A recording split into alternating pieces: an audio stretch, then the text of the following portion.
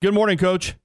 Good morning. Appreciate y'all having me on. Man, good to have you on. I mean, really a special season, and we'll get into your history with the program in just a moment. But you look at your 9-2 record. One of your losses was to FCS member Sanford, 49-41, and then the other one was a heartbreaking 41-39 loss to Florida Tech. Other than that, you've been perfect. You're 9-2. You're the Gulf South Conference champions.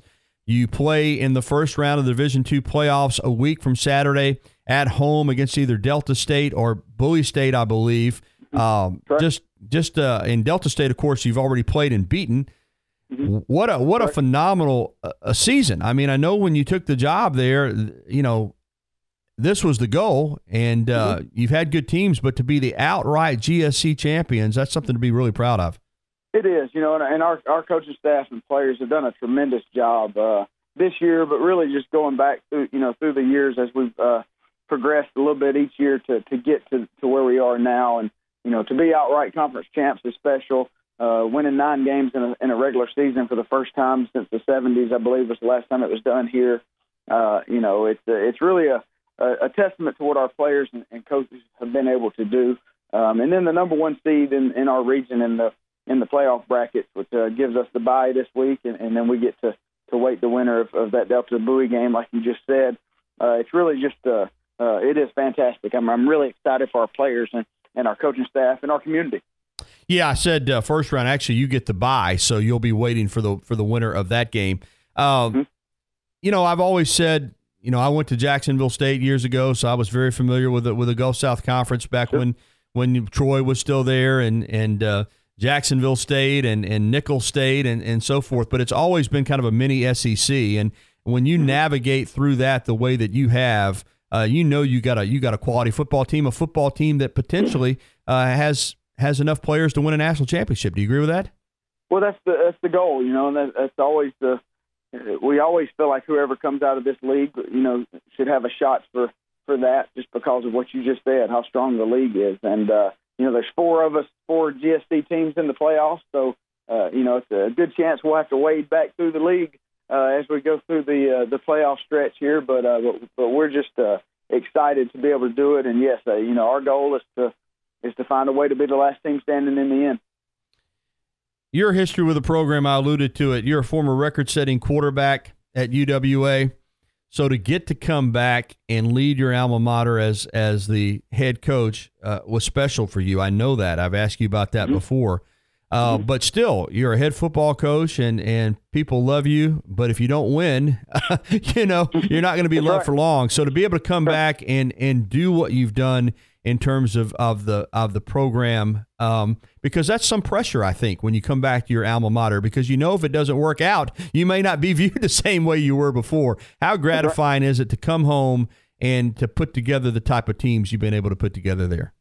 It's special. I mean, I really can't even put it into words. It's humbling in the sense that, our ties to this place go a lot deeper than just me. My dad was on the national championship team in 71, and my mom and dad both went to school here, so we've known this place, and this place has known us for a long time. So it's really humbling just to be able to be in this position. But then, 4 years ago when we took over, we said we wanted to not just build a great team every once in a while, but we wanted to build a program of guys that were going to graduate and guys that were going to love this university and really play for what this university stands for, more than just a bunch of individuals out there playing. And, and the gratifying part is that's what we've done. Last year we graduated over 80% of our seniors.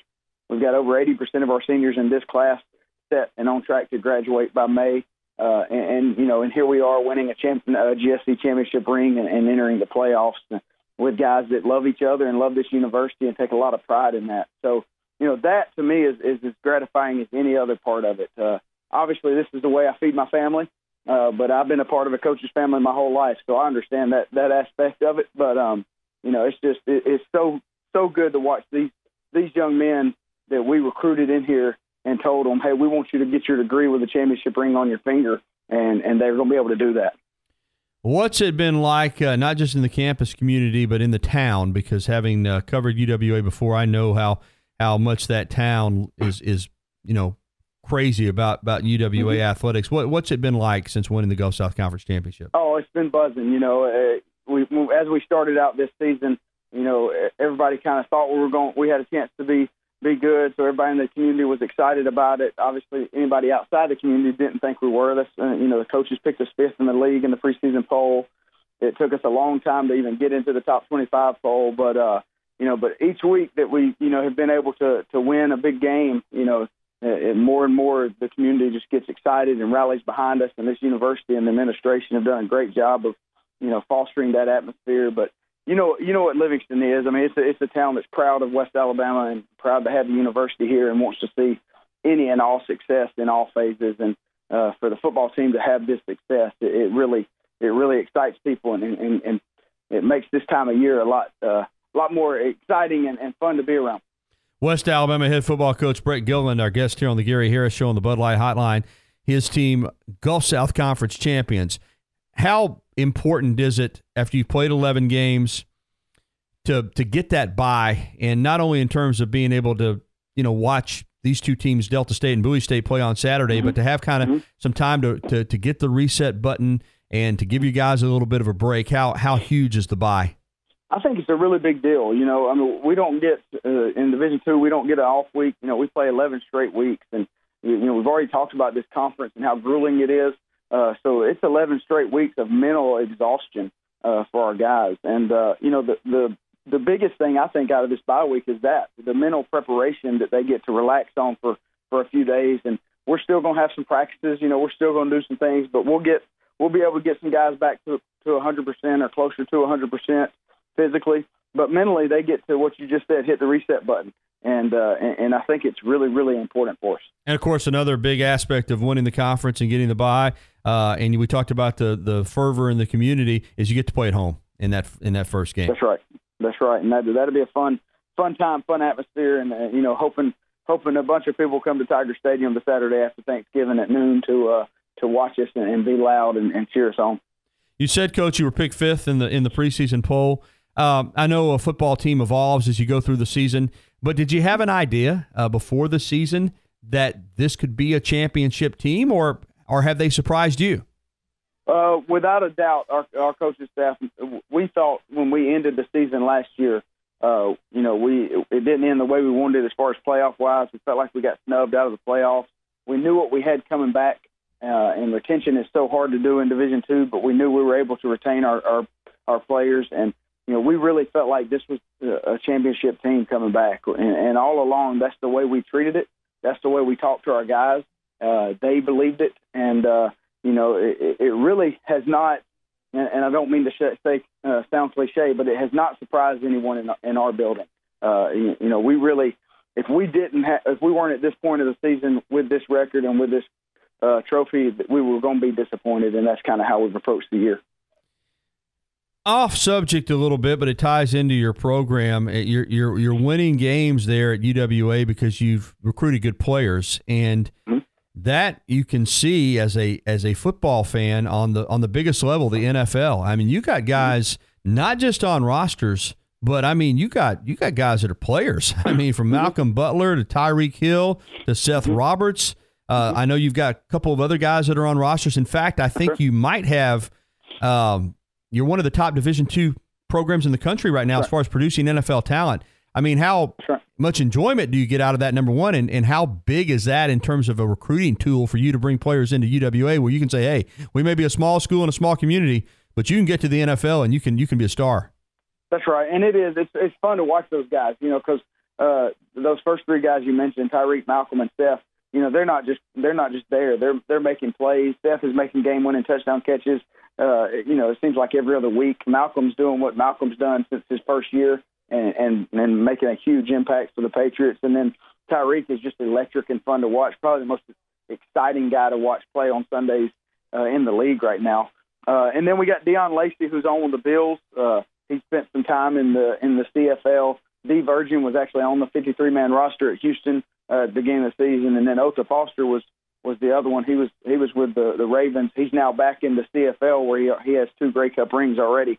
So it's fun to watch. But yeah, just like you just said, when we're recruiting guys, especially guys that are at a Division I that for whatever reason they're having to come out and transfer to another school, they get to see that they can do have all their dreams and goals accomplished from coming here.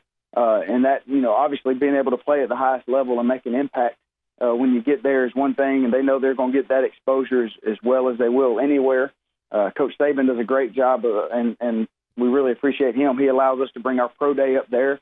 So we do our pro day before Alabama does, so the same scouts get to see our guys, and it really helps those scouts out as well. So the exposure they get, they can get anywhere they want to, and most of those guys want to get to the NFL, so they have that shot. But the other thing is, we're going to make sure they get a degree when they're here, so that they have that to turn to whenever football does end for them. And we have plenty of examples of businessmen who have come out of this program that are making very, very well for themselves in their careers. And so we get to show them, no matter what you want to do, you can get there from here in any avenue. No, there's no doubt about it. It's just a marvelous program, and I know folks that follow your team love going to a game at Tiger Stadium, and they'll get an opportunity to do so a week from Saturday, November 25th, Right. a noon kickoff. UWA will Correct. take on Delta State or Bowie State. I know you played Delta State. It was a tough game. They're in your league. Sure. Do you have a preference on either one of these teams, one you'd rather face over the other, or does it matter? It really doesn't matter to us. We always try to focus on us and not who we're playing.